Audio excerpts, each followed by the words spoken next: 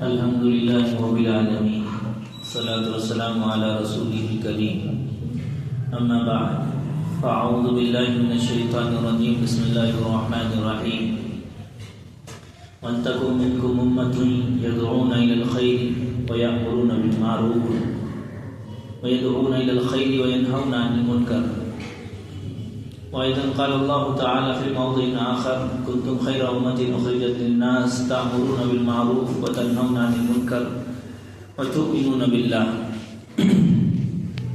اللہ تبارک و تعالی نے حضور اقدس صلی اللہ علیہ وسلم کی تمام قربانیوں اور تمام مجاہدوں اور مشقتوں کو جھیلنے کے ذریعے سے اور آپ صلی اللہ علیہ وسلم کی جانباز اور جانثار صحابہ کی قربانیوں کے ذریعے سے اس دین کو ہم تک پہنچایا ہے. اور وہی قربانی ہے جن کی شکلیں الگ الگ ہیں. شروع دور سے آخر دور تک ابھی بھی دین کی دعوت کا، دین کی طرف بلانے کا جو سلسلہ ہے وہ کبھی ختم نہیں ہوا. اگر درمیان میں کوئی تسلسل سیکوینس بگڑ جاتا اور دعوت ختم ہو جاتی بالکل پوری دنیا سے تو نعوذ باللہ اللہ کا وعدہ اور رسول کا وعدہ جھوٹا ہو جاتا. اور ایسا کبھی ہو نہیں سکتا کہ اللہ کا وعدہ اور رسول کا وعدہ جھوٹا ہو. تمام دنیا کے سچے آپ صلی اللہ علیہ وسلم کے مقابلے میں جھوٹے ہو سکتے ہیں، لیکن آپ صلی اللہ علیہ وسلم کی بات جھوٹی نہیں ہو سکتی. لہذا جو سلسلہ اور سیکوینس دین کی محنت اور دین کی دعوت کا رہا ہے وہ کبھی وہ سیکوینس وہ سلسلہ کبھی بگڑا نہیں. ہر زمانے میں اللہ کے اور رسول کے ماننے والوں نے دین کے لیے قربانیاں دی. اور شروع زمانے کی تو کیا پوچھنا، جس میں دور نبوی ہے، خود مکی زندگی میں آپ صلی اللہ علیہ وسلم ہیں مکے کے اندر. وہ قربانیاں تو ایسی ہیں کہ اگر ان قربانیوں کو پڑھا جائے، سنا جائے تو آدمی سننے میں ہی تاب نہیں لا سکے گا، مشاہدہ کرنے کی طاقت نہیں ہوگی کہ وہ سامنے دیکھ سکے. کوئی یہ گوارا نہیں کر سکتا کہ مسجد حرام میں آپ صلی اللہ علیہ وسلم کے گلے کو نعوذ باللہ گھوٹا جائے. کوئی یہ گوارا نہیں کر سکتا کہ آپ صلی اللہ علیہ وسلم سجدے میں ہوں اور لوگ مکے کے کافر مشرک آ کے اوپر لا کے اوجڑیوں گندگیاں ڈال دیں. کوئی یہ گوارا کر ہی نہیں سکتا کہ بنو ثقیف کے علاقے میں حضور صلی اللہ علیہ وسلم کو جائیں اور آپ کے پیروں پہ شریر شرارتی بدماش لڑکے اینٹیں پتھر ماریں اور آپ صلی اللہ علیہ وسلم کا مبارک خون، پاکیزہ خون آپ کے پیروں سے نکلے. یہ کوئی سننے کی تاب نہیں لگ سکتا تو گوارا کیا کرے گا. لیکن آپ صلی اللہ علیہ وسلم کے ساتھ یہ تمام واقعات، آزمائشیں، پریشانیاں پیش آئیں صرف ان لوگوں کے لیے جن کے لیے حضور اکرم صلی اللہ علیہ وسلم راتوں میں مصلی پر بیٹھے ہیں اور آنسو چٹائیوں پہ گر رہے ہیں اور ٹپ ٹپ آوازیں آ رہی ہیں. بیوی محترمہ بھی کان سے سن رہی ہیں اور بعض جگہوں پہ دوسری جگہ اگر نماز پڑھی، تہجد کی اور روتے ہوئے دعا مانگی تو صحابہ نے بھی سنی. میری امت کے افراد جہنم سے بچ کر جنت میں جانے والے ہو جائیں. یہ دعا ہے آپ صلی اللہ علیہ وسلم کی اللہ سے گڑ گڑاتے ہوئے. اور تو اور قربانی گئی کا نتیجہ دیکھیں. بنو ثقیف جس قبیلے کے لوگوں نے آپ کو برا بھلا کہا، آپ کے پیروں سے خون تک نکال لیا، اتنی گستاخیاں کی، اس قبیلے کے لوگوں کو دعا دی اللہ اس کی بعد کی نسلیں یقیناً اسلام لائیں گی، یہ ماننے والی ہوں گی. اور آپ بعد کے زمانے میں دیکھیں، ہندوستان کے زمانے میں، ہندوستان میں سب سے پہلا جو بادشاہ سندھ کے علاقے کو جس نے فتح کیا ہے وہ محمد بن قاسم رحمۃ اللہ علیہ. اور محمد بن قاسم ہے کون؟ وہ اسی بنو ثقیف جس قبیلے کے لوگوں نے آپ صلی اللہ علیہ وسلم کے پیروں میں پتھر مارے، اسی قبیلے کے خوسی خاندان کے وہ حضرت محمد بن قاسم رحمۃ اللہ علیہ تھے، جو انہوں نے ہندوستان، جن کے ہاتھ پہ ہندوستان فتح ہوا، بنو ثقیف کے تھے، ثقفی۔ لہذا جس طرح یہ دعوت کا تسلسل مکی زندگی میں نہیں چھوٹا، مکی زندگی میں آزمائشوں کے ساتھ، حضور صلی اللہ علیہ وسلم کی آزمائش، ابو بکر، عمر، عثمان، علی کی آزمائش، حضرت بلال کی آزمائش، خباب کی آزمائش، تمام صحابہ کی آزمائشیں مکی زندگیوں میں بے انتہا لی گئیں۔ جو اس زمانے کے لوگ جو کافروں کی حکومت میں زندگی گزار رہے ہیں اور چند دھمکیوں سے گھبرا کر، ان کے چند الٹیمیٹم سے گھبرا کر وہ خوف طاری ہو جا رہا ہے، وہ صحابہ نہیں تھے۔ صحابہ تو وہ تھے مکی زندگی میں جو گرم ریت پہ بھی مار کھا کے بھی اللہ ایک ہے، محمد صلی اللہ علیہ وسلم اللہ کے نبی ہیں، ہم اس کے مقر ہیں، ہم اس کے اقرار کرنے والے ہیں۔ صحابہ وہ تھے جن کے سروں پہ لوہے کی راڈ لا کے داخل کر دی جائے، سر کا گوشت گلنے لگے، پیٹھ کا گوشت گلنے لگے۔ صحابہ وہ تھے جو اس وقت بھی کہتے ہیں کہ میرے محبوب اللہ کے رسول محمد صلی اللہ علیہ وسلم۔ اسی لیے اللہ کے رسول صلی اللہ علیہ وسلم نے ایک روایت بیان کی، بہترین روایت اللہ سے ملانے والوں کے لیے، لَيَأْتِيَنَّ يَوْمَ الْقِيَامَةِ قَوْمٌ، کہ قیامت کے دن کچھ لوگ آئیں گے لَيْسُوا بِأَنْبِيَاءَ وَلَا شُهَدَاءَ، نہ نبی ہوں گے نہ انبیاء ہوں گے، يَغْمِطُهُمُ الْأَنْبِيَاءُ وَالشُّهَدَاءُ، ان پر رش کریں گے انبیاء بھی اور شہداء کی واقعی، بِمَنَازِلِهِمْ مِنَ اللَّهِ تَبَارَكَ وَتَعَالَى، اللہ کے یہاں سے جو ان کو مرتبہ ملا۔ اس کے بعد صحابہ نے پوچھا من ہوں یا رسول اللہ، کون ہوں گے اللہ کے رسول صلی اللہ علیہ وسلم؟ حضور اکرم صلی اللہ علیہ وسلم نے فرمایا هم الذین یحببون اللہ تبارک و تعالی الی الناس ویحببون الناس الی اللہ، وہ ہوں گے جو اللہ کو محبوب بناتے ہوں گے لوگوں کا، اور جو لوگوں کو محبوب بناتے ہوں گے اللہ کا۔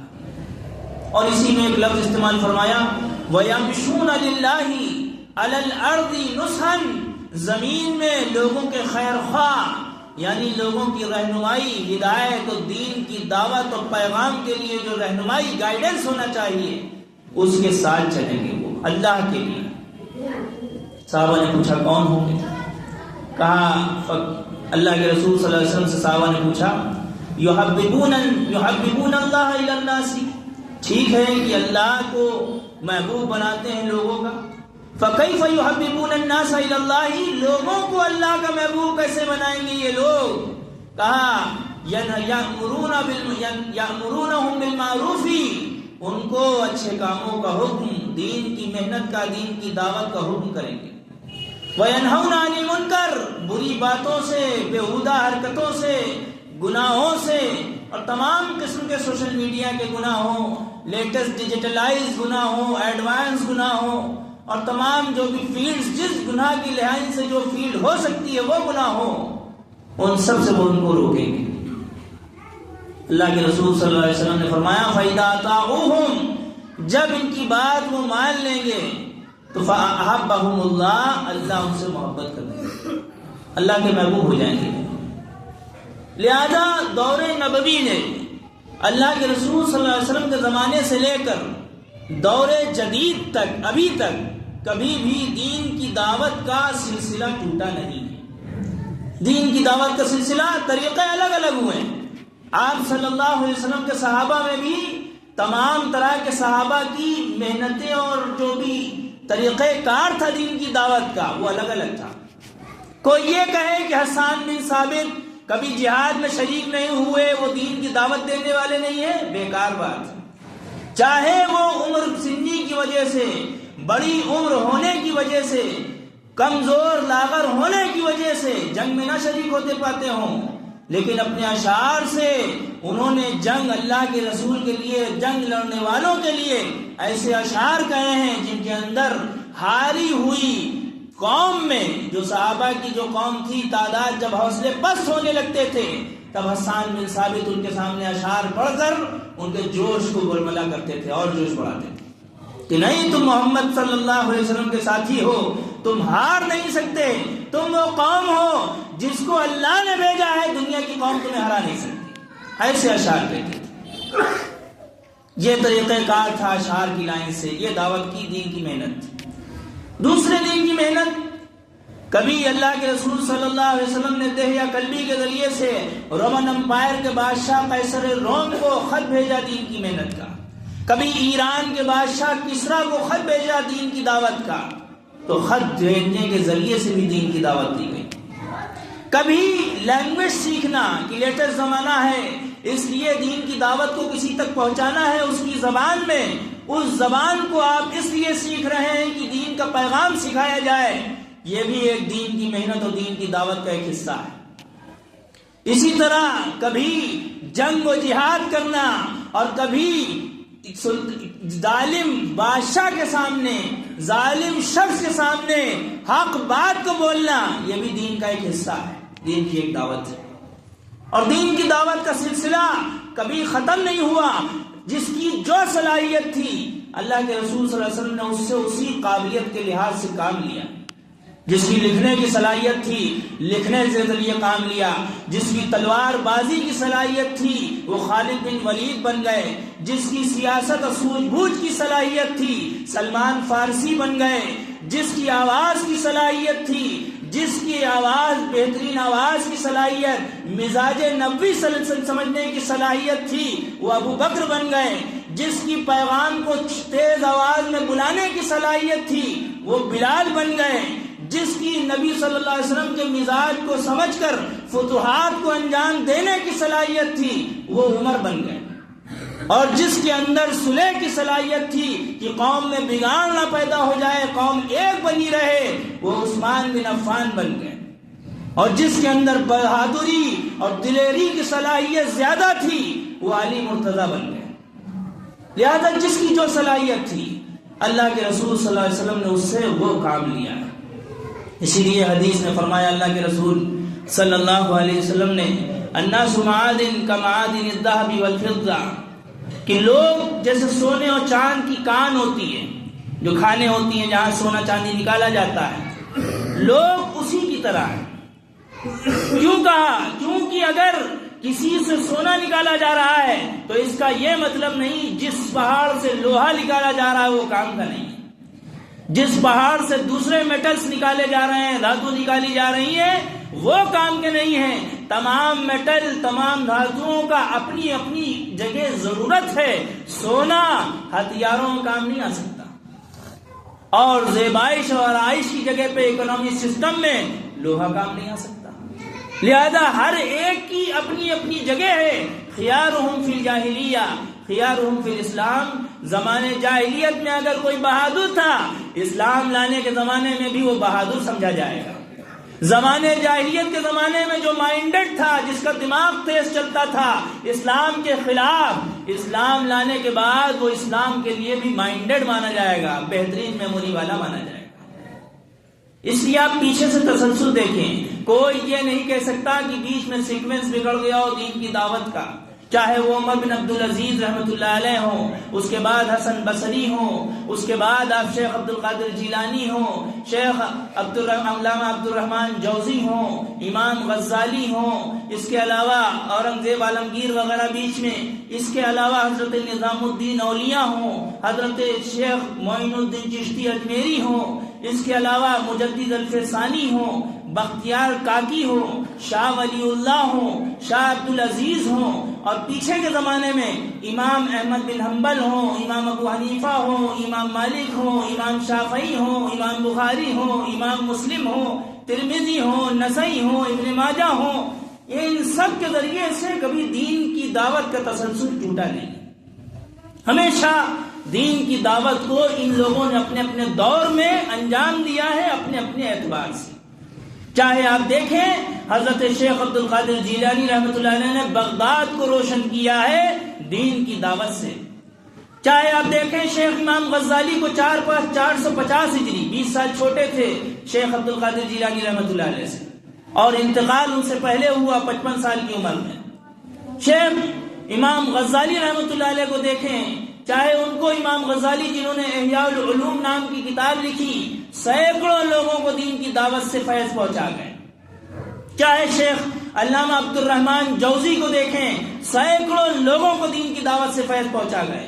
ابن تیمیہ کو دیکھیں، اور بیچ میں بھی ایک شیخ گزرے ہیں امام ابن تیمیہ وغیرہ سے پہلے، شیخ ابو موسیٰ اشعری، شیخ اشعری، ابو الحسن اشعری کا کردار دیکھیں، کئی سال باطل فرقوں میں گزار دیے، صلاحیت زبردست عالم تھے دوسرے فرقوں کے، یعنی گمراہ فرقوں کے، غلط راستے والے فرقوں کے، ان کے بڑے امام رہے، بہت زمانے تک ان کے فرقوں کے امام رہے، اور اس کے بعد اللہ نے ہدایت سے نواز دیا۔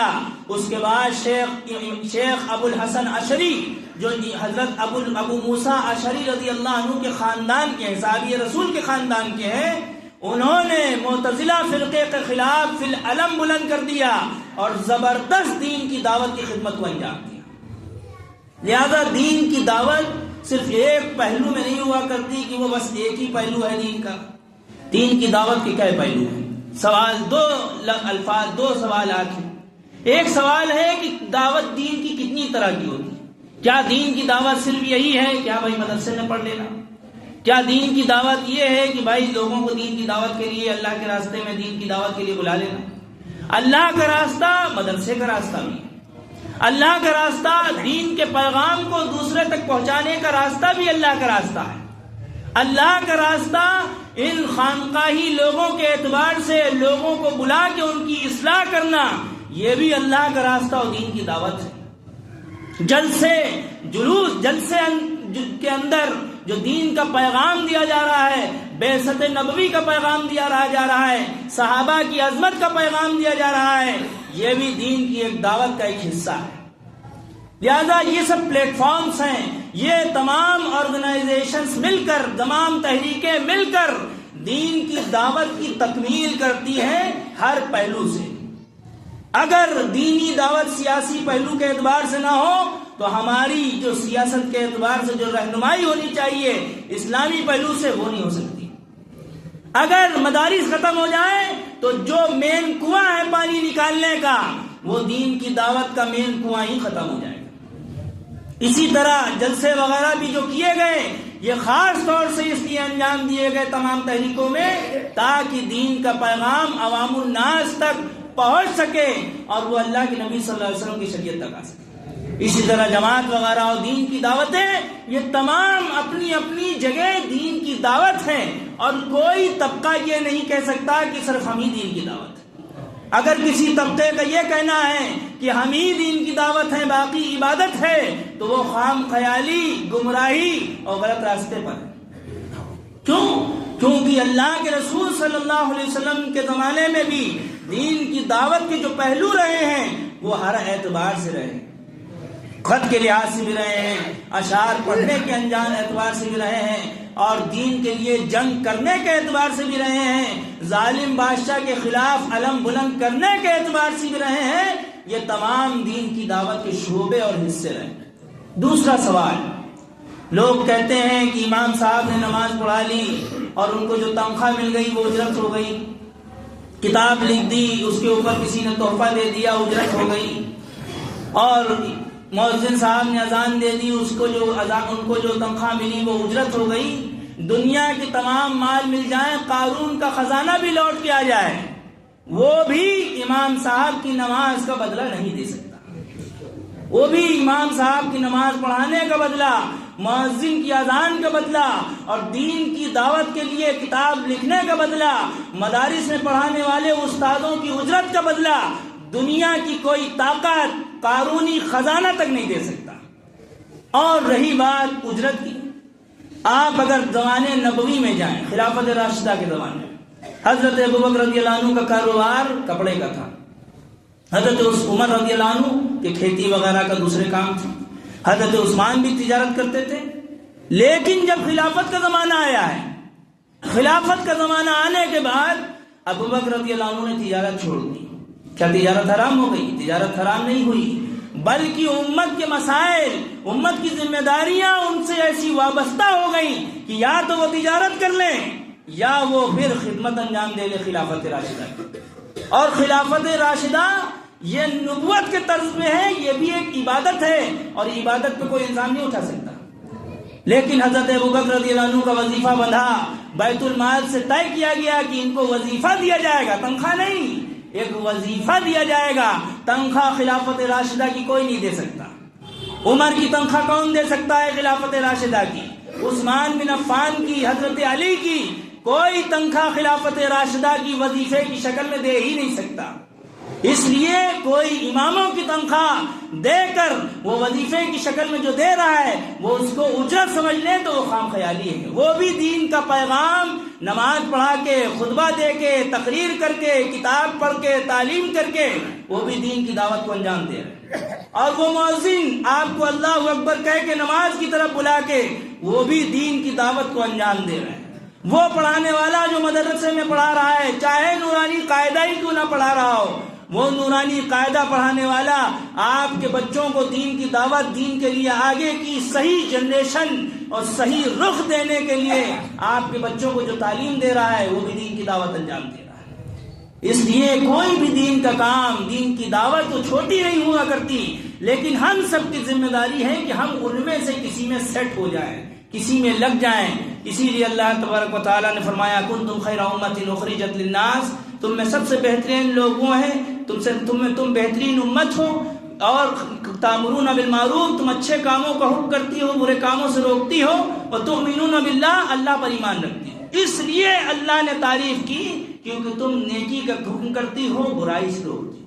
اللہ تعالی ہم سب کی جو دین کی دعوت کی ہم پر ذمہ داری ہے، ہمارے گھروں کی، علاقوں کی، جس اعتبار سے اس ذمہ داری کو ہمیں ادا کرنے کی اور اس کو چھوڑنے کے ذریعے سے جو بغداد کا حال ہوا خوارزم شاہ کے زمانے میں، اسپین کا حال ہوا 800 سالہ حکومت کے زمانے میں، انڈین کلچر میں 800 مغلوں کی حکومت کے بعد کا زمانہ، سینکڑوں ہوئے، تمام فسادات ہوئے، اس کی نحوست سے، اس دین کی دعوت کو چھوڑنے کی نحوست سے اللہ تعالی ہم سب کی حفاظت فرمائے۔ وآخر دعوانا الحمدللہ۔